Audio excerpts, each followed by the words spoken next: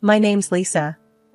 I never expected to walk into that party and find my whole world spun on its axis.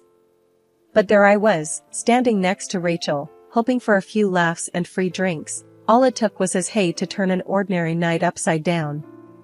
Rachel, who's that? I nudged her side, eyeing the guy with the easy smile and hands shoved casually into his jeans pockets. Oh, that's James. She half shouted over the music, went to college with him. Real chill guy. You wanna meet him? Sure, I shrugged. New faces meant new stories, but nothing prepared me for the instant connection. James had this way of talking like you were the only person in the room. And those green eyes? They didn't hurt either. So, you like the Rolling Stones? He caught me eyeing his t-shirt. Vintage band tees were everywhere, but I actually meant it when I said, only someone who really digs good music would wear Mick Jagger on their chest. He laughed. Are you calling me out or complimenting me? Guess you'll never know, I teased back. We were inseparable by the end of the night. We spoke about everything, from our love for old school rock to the names we'd pick for our future pets. He got my number and didn't wait the so-called appropriate 3 days to call. He rang me up the next morning. It wasn't long before we were deep in the what ifs of tomorrow, and it didn't sound crazy to be picking out rings and talking about forever. But forever comes with its own baggage, like it or not. Meeting the parents was on the horizon, I knew that. But nothing prepared me for the icy reception at the dinner table. Margaret, James's mom, was the first to break the so-called ice. So, Lisa, you work at the hospital, right? It wasn't the warmth of polite interest that coated her question, but something harder, like I was being appraised. Yeah, the county hospital, up north, I said as confidently as I could. And how much do they pay you for that? Her eyes were sharp, her tone sharper.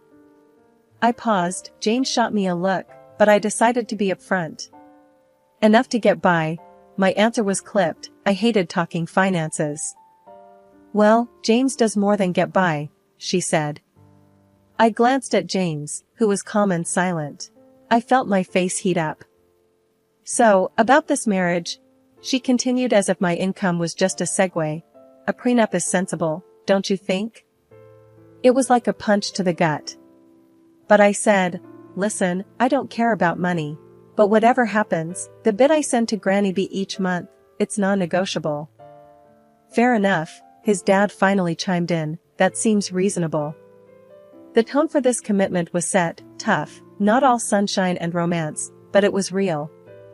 And real was something I could work with. Our wedding could have fit in a matchbox, no fanfare, just him, me, and a couple of signatures that sealed the deal. In the beginning, we were a team, tackling life from our small joint command center, his old house he'd owned for years. We had set up a system, half on everything. When I think about that time, it seemed straightforward. We wrote up a budget, penciled in time for chores, and even cooking was something we did together. There was comfort in the routine, in knowing what to expect when we both got home. He used to count minutes until I got home. We'd link up in the kitchen, not just for the food, but for those moments, you know. It wasn't just about filling our plates, it was about sharing the day, stirring and tasting, and laughing over a shared bottle of wine. But reality is a tough customer. 4 months down the line, and the teamwork was taking hits. The excuses rolled in. At first, it was just a bad day here and there, a boss on his back or a project running him ragged. Babe, I'm beat, he'd say, dropping his bag by the door, not picking up the hints of garlic and basil in the air, the sound of something sizzling on the stove. Gonna crash for a bit. You mind finishing up? I didn't at first. Everyone's entitled to a bad day, right? But bad days started to string together like some lousy pearl necklace, each excuse shinier than the last. One night, I found him sprawled on the couch, his eyes glued to some game on the TV. The floor was a maze of his work stuff, and the sink was an overstuffed exhibition of dirty dishes. Honey, the kitchen's blowing up, I said, trying to keep my voice level. You were supposed to handle it tonight. He gave me this quick glance, one of those, just a sec looks before focusing back on the players running across the screen. Yeah, I'll get to it. Just let me watch this play, he muttered, not moving an inch. But the plays went on, one after the other, and the kitchen stayed a mess. The tension was simmering, ready to boil over. Look, I don't need plays, I need a partner, I snapped, surprising myself a bit with the sharp edge in my voice. Chill, alright? It's just dishes, he shot back, his attention still on the game. We clashed like this, more and more. Those simple knots we tied at the mayor's office started to feel like some complex puzzles, impossible to solve. He retreated into his shell, all but locking me out. The split down the middle started to shift, what was meant to be equal began to weigh heavy on my side. Chores piled up, just like his excuses. That shared life we were supposed to be building felt more like a solo gig. 2 weeks of slugging it out on my own and I finally snapped. I never was one to kick up a fuss, but who could live like this? I cornered James as he walked through the door, oblivious with his headphones on. James, I blurted out, unable to hide the annoyance in my tone. What happened to sharing the load? He looked at me like I'd sprouted a second head, pulling off his headphones. What are you on about, Lisa? He asked, genuinely confused or a damn good actor. I spent nearly an hour scraping your dried up yogurt off the coffee table this morning. It's like living with a toddler. He just shrugged. That bloody shrug, like he didn't have a care in the world. Chill out, will you? It's just a bit of mess. A bit of mess, he called it. So, I left his mess, stopped picking up his dirty socks, stopped doing his laundry. Petty? Sure, but I was at breaking point. Of course, that's when Margaret, his mother, decided to pop in unannounced. The perfect storm. Look at this place, she said, her nose crinkled as if she'd just found a rotten egg under her seat. I tried to keep cool, offered her a cup of tea, but she was on the warpath. James, this is no way for a man to live, she said sternly, eyes fixed on me. I didn't raise you to be living in a pigsty. I took a deep breath, trying to keep my voice steady. Margaret, it's a two-person job, and I've been doing it solo. I'm not his maid. You're his wife, she snapped back. And a wife keeps a clean home. I felt my face flush with anger. And what does a husband do, Margaret? I snapped back. He's the breadwinner, she hollered back, missing the irony that I too had a full-time job. Margaret threw her hands up in the air and turned to James. You're soft on her, she declared, as if I wasn't there. My Harold would have never stood for this nonsense. I wanted to tell her where Harold could stick it, but I held back. No point in making things nastier. Margaret stormed out, slamming the door with such force, the family photos rattled against the wall. Now it was just me and James, standing in the rubble of our domestic battlefield. So James got knocked down a notch at work. He came home that day, dumped his keys, like they were made of lead. They're cutting back, he said, the words hung heavy in the air. I'm off the management track. Just like that, he decides he's not gonna help with the bills, no more. Suddenly, it's all on me. I was smacking pots and pans like they owed me money. The noise must have finally got to him. Why are you making such a racket? He asked, picking at his beer label. Because someone's gotta pay for those beers, I snapped. And keep this place looking half decent. What came next was like a round in the ring. You expect me to chip in after a day like today? He shot back. Yeah, James, I said, not backing down an inch. Because I had a cakewalk of a day, right? He didn't have a comeback for that. Just took another swig. We had a deal. We share this, remember? I said. James sat there, TV blaring, as if I wasn't even there. A deal doesn't hold when things go south, he said, not even looking at me. I stood in front of the screen. So, what? I'm supposed to just smile and nod and keep the house like some 1950s sitcom mom?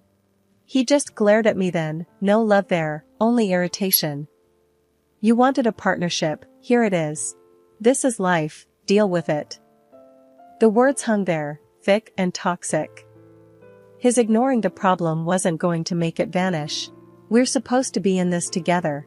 And that means not ditching out when it gets tough. I didn't ditch out. The job did. I wanted to shout, to yell, to make him see sense, but I knew it wouldn't get through. Instead, I let out a cold, hard laugh. Good, and I'll do what? I'm not your maid, and I'm not an ATM. We'll see how long that lasts, he muttered, barely audible over the din of the TV. I turned off the TV. We'll see how long we last if this is how it's gonna be. Silence filled the room, thick as the dirt I'd been cleaning all day. He looked away, I stormed off to bed. No more words that night, none that mattered anyhow. They were all bitter, all spat out with hurt more than real heart, but they stuck with me, like thorns in my side. The tension in the house was like walking into a wall of ice. Barely a word was passed between us without a sharp edge.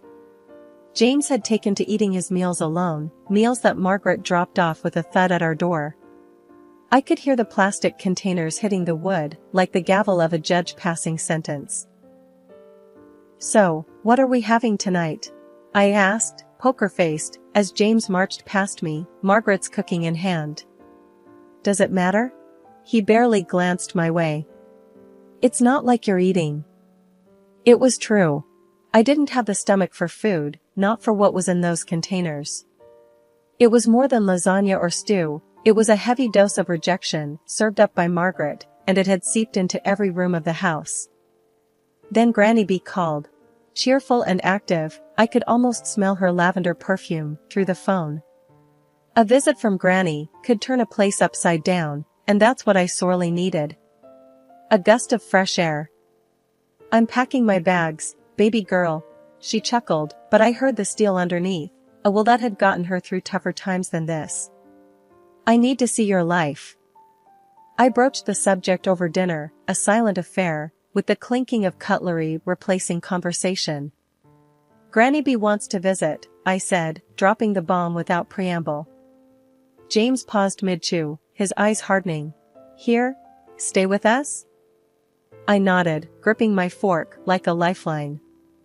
He shook his head, speaking with his mouth full like he suddenly forgot manners existed. No chance. Margaret wouldn't like it. Since when do we schedule our life around your mother? The boldness of my words surprised even me. Margaret's voice sliced through from the doorway. Since it's our house, girl. You just live here. The unfairness of it choked me like a noose. Your son and I are supposed to be building a life together, Margaret. She snorted. A life? You call this a life? Look at you two. I bring him food because someone needs to take care of my boy. James stood up, his chair scraping back like a scream. And that's how it's gonna be. No visits. No changes. It's settled. I looked between them, the mother and son, and I felt it, the outsider tag slapping against my chest. It's settled, because you say so? What about what I want, what I need? You need to understand that things are the way they are, James shot back, red, flushing his cheeks. My house, my rules. The ache spread from my heart to my fingertips, but I squared my shoulders. It's also my home, James. Or at least it's supposed to be. James had no answer, just the hard line of his jaw telling me the conversation was over. But nothing was settled. Granny B would come, somehow, I'd make sure of it. For the first time, I wanted the battleground. If they wouldn't budge, neither would I. There was fight in me yet, and the freeze in the house would need my fire to thaw it, whether they liked it or not. For the third month in a row, James did not contribute his share to our family budget. I was carrying everything, the house, the groceries, and even his damn beer. We had a fight. That fight had been the last straw. James and I stood, facing each other, our words sharp enough to slice through steel. The room felt smaller as the tension grew, air thick with resentments saved up from months of silent battles and unspoken words. "I don't want you as my wife," James said, his voice dripping with that finality I knew was the end of everything. It didn't come out as a shout. That might have been better, a shout I could have responded to with fury. Instead, it was a low hiss, a deflating tire's last breath, leaving behind silence that echoed louder than any scream. I gathered what was left of my dignity. "Fine," I countered with as much steadiness as I could muster, despite the tremor I felt within. "I don't want to be where I'm not wanted." He didn't stop me as I started to pack my bags. Each piece of clothing folded felt like a piece of the life we'd built being tucked away, rendered insignificant. I headed to the door, my suitcase a loyal companion trailing behind me. James was still standing in the center of the chaos, the eye of the storm that had hit us over and over until we'd broken, pieces scattered beyond collection. He didn't move, didn't try to stop me. The door closed with a click much too gentle for the ending it represented. Outside, Granny B was in her old, dependable car that smelled of leather and peppermint, leaning over to open the passenger door. I heaved my suitcase into the back and slid in beside her without a word. "All set, dear?" Granny asked, her eyes soft, but her voice strong, a rock in a swirling sea. "Yeah, I'm set," I mumbled, buckling the seatbelt over the hollow feeling in my chest. Granny B didn't start the car right away. "He's a fool," she said flatly, adding an expletive that would have made a sailor blush. I choked out a strained chuckle. "Granny!" "Well, it's true." She finally turned the key in the ignition, the engine rumbling to life reassuringly. "You're worth 10 of him. 15, even." She backed out and we started towards the new apartment. I didn't reply. Instead, I leaned my head against the cool glass of the window, watching the landscape blur, the same way my thoughts were a jumble of memories and pain. Granny B didn't push with questions or platitudes. She just drove, every now and then muttering something under her breath that sounded suspiciously like curses aimed at James. The cozy rented apartment was in a normal neighborhood, a place where you could blend in and lick your wounds in peace. As Granny hauled my bag out of the car with surprising strength, I unlocked the door to the unknown. "Well," Granny said, clapping her hands together, "time to rebuild, kiddo. You've got a life to claim and that sorry excuse of a man to forget." I nodded, feeling the very first flutter of something like hope in my chest. Breaking points, I realized, weren't just about endings. They were about beginnings, too, messy, painful, but real. Fresh starts didn't erase the past, but they gave you a canvas to create something new. And maybe, just maybe, that was exactly what I needed. Granny B was sitting on my threadbare couch, her hands clasped over her knee, bouncing with what seemed like contained energy. Who knew that beneath that floral dress and the wrinkles was a woman with the heart of a Wall Street hustler? "So you're telling me, all the dough I sent you for your meds and stuff, you've been playing the market with it?" I stared at her in disbelief. Granny B chuckled and winked. "Honey, you think I'd let your hard-earned cash rot under a mattress? No way. I'd been growing it, bit by bit." I was flabbergasted. It felt unreal.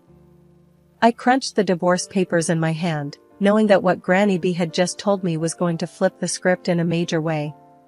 James and Margaret, the perfect couple from next door, agreed to meet us one last time. Probably thought they could offer me some friendly advice on starting over. Margaret opened the door, all fake smiles. "Well, if it isn't the soon-to-be single lady. Come in, we were just talking about you." James sat at the dining table, smirking without a care in the world. "Good of you to come by. We need to talk about the neighborhood, now that you'll probably be moving somewhere more, affordable." I clenched my jaw, but remembered Granny's news. I needed this. "Actually, James, I won't be going anywhere." Granny B piped up. "She's got a juicy bit of news. Tell hon." I enjoyed the suspense stretching their faces tight. Turns out I got a little nest egg waiting for me. Granny's been smart with the money. James laughed, harsh and loud. "What? Did you win the lottery or something?" Granny B grinned, sharp as a tack. Better. I turned her spare change into a cool 2 mil. The smiles fell off James and Margaret's faces, like overripe fruit. 2 million? Margaret's voice came out strangled. Yep, and I don't plan to spend it on this neighborhood. My words felt heavy as I watched their painted-on warmth crumble. Granny slapped a hand on her thigh, triumphant.